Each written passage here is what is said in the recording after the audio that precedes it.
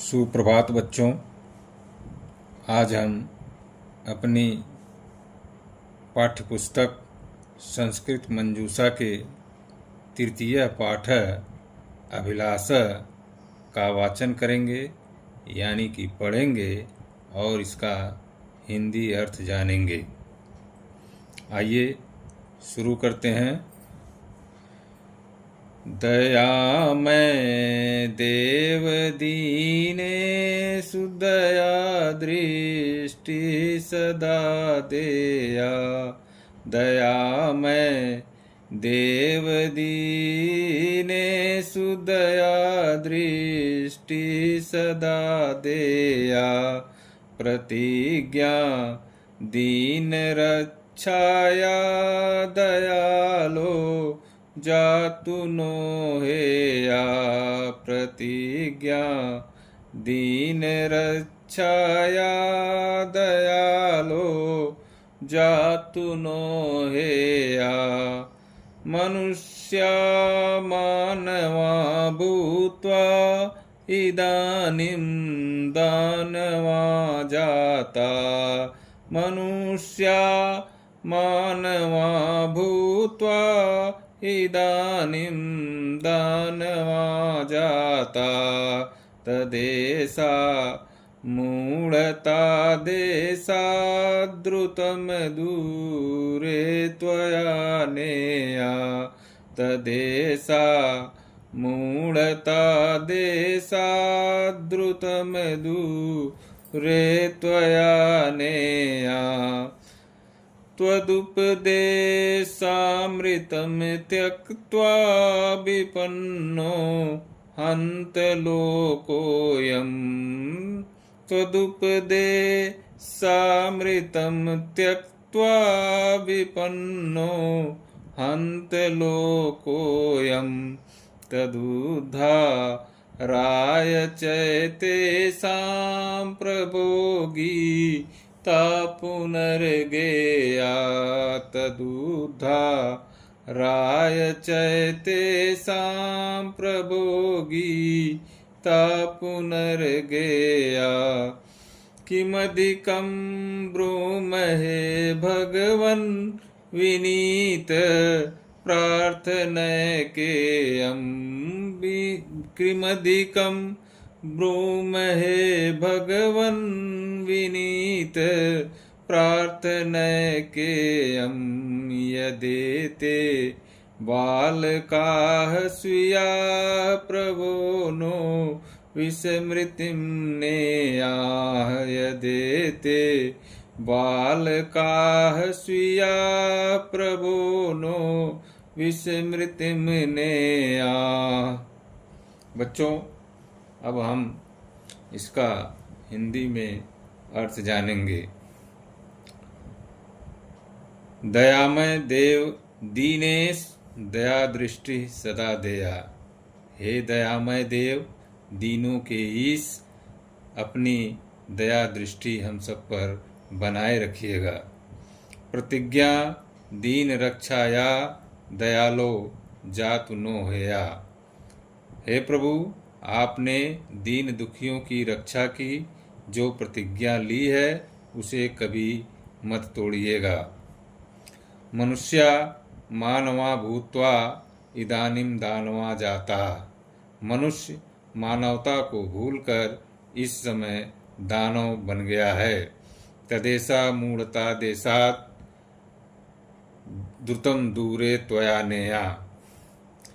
हे प्रभु, इस देश में फैले हुए मूर्खता अज्ञानता को इस देश से शीघ्र ही दूर कर दीजिए। त्वदुपदेशामृतं त्यक्त्वा विपन्नो हन्त लोकोऽयम्। बड़े दुख की बात है कि आपके उपदेश रूपी अमृत को छोड़कर यह लोक, यह समाज आज दुखों से त्रस्त है। तदुद्धाराय चैतेषां प्रभो गीता पुनर्गया। इनके उद्धार के लिए हे प्रभु, गीता फिर से गाई जानी चाहिए। किमधिकिं ब्रूमहे भगवन् विनीत प्रार्थनैकेयम्। हे प्रभु, मैं और अधिक क्या आपसे कहूँ, आपसे बस यही विनम्र प्रार्थना है कि यदेते बालका स्वीया प्रभो नो विस्मृतिम नेया। ये सभी आप ही के बालक हैं, कभी इनको विस्मृत न करिएगा। तो बच्चों, इसके बाद है शब्दार्था। आप लोग किताब से शब्दों के अर्थ को लिख लीजिएगा अपनी कॉपी में। आते हैं अब अभ्यास। अभ्यास में पहला है उच्चारणम कुरुत पुस्तिकायाम च लिखत। उच्चारण करिए और पुस्तिका में लिखिए। दीन रक्षाया त्यक्त्वा लोकोयम पुनर्गेया विनीत प्रार्थनैकेयम तदुद्धाराय। दूसरा है एक पदेन उत्तरत, यानी कि एक शब्द में उत्तर देना है। क दीनेश का दया, इसका उत्तर है दया दृष्टि।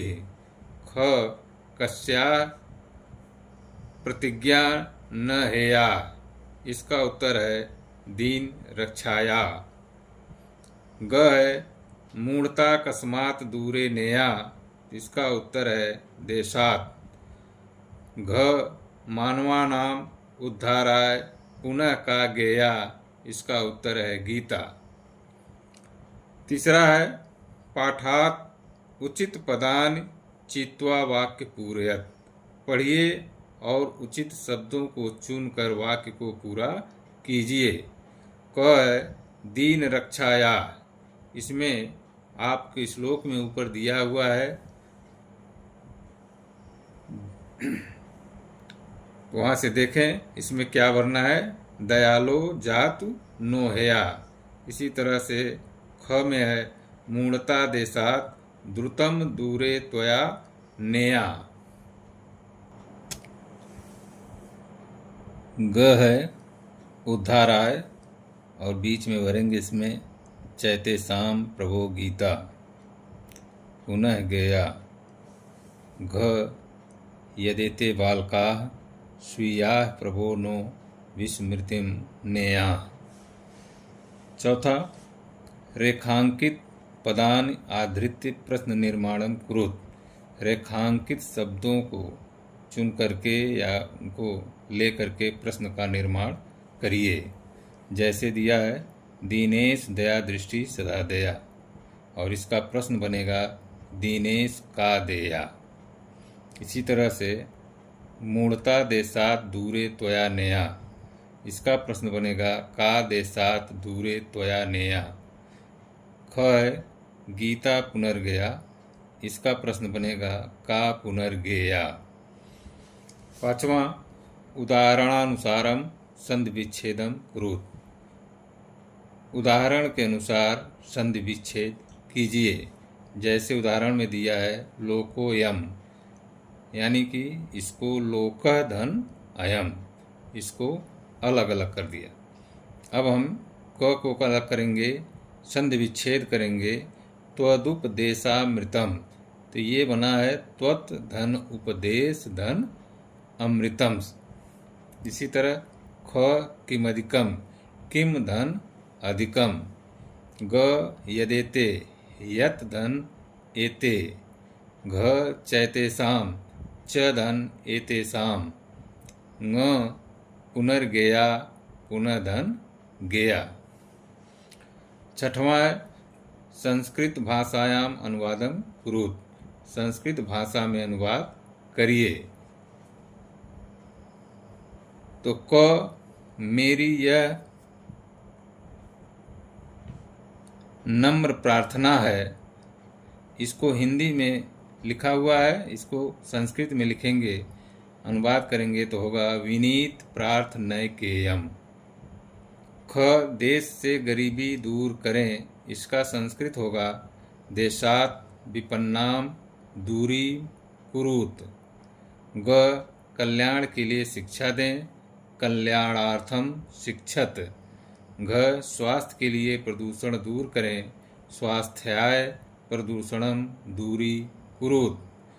7वां है उचित कथनानाम समक्षम आम अनुचित कथनानाम समक्षम न इति लिखत।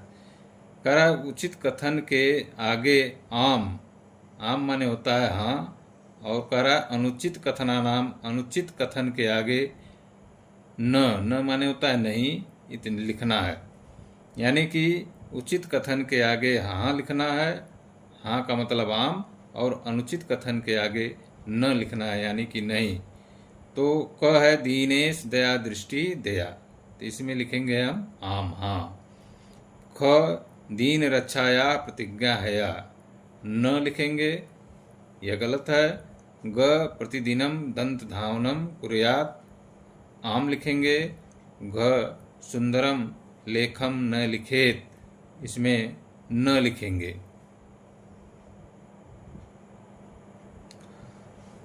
ध्यातव्यम, ध्यान देने की बात है। धातो योग्यार्थ बोधनाय चाहिए, यत प्रत्यय भवति यथा दातुम योग्यम, इसका मतलब देयम देना चाहिए। अस्य त्रिशुलिंगेषु रूपाणि भवन्ति यथा दा धनयत देयम नपुंसकलिंग, देया स्त्रीलिंग, देय पुल्लिंग देना चाहिए। तब यहाँ देखें कि यहाँ धातु है और ये प्रत्यय है, और इसका रूप क्या बना है ये यहाँ पर दिया गया है। प्रत्यय का मतलब होता है कि किसी शब्द में पीछे से अगर कुछ जोड़ दिया जाए, कुछ ऐसे शब्दों को जोड़ दिया जाए जिसका अर्थ बदल जाए, तो उसको प्रत्यय कहते हैं। यहाँ प्रत्यय दिया गया है। दा धनयत, दोनों को जब जोड़ा गया तो ये हो गया देयम। नी धनयत, इसको जोड़ा गया तो हो गया नेयम। हा धनयत, इसको जोड़ा गया तो हो गया हेयम। गय धनयत, इसको जोड़ा गया तो हो गया गेयम। बच्चों, आज का पाठ यहीं समाप्त होता है। अच्छा लगे तो आप हमारे चैनल को लाइक करें, सब्सक्राइब करें और बेल आइकन जरूर दबाएं। धन्यवाद।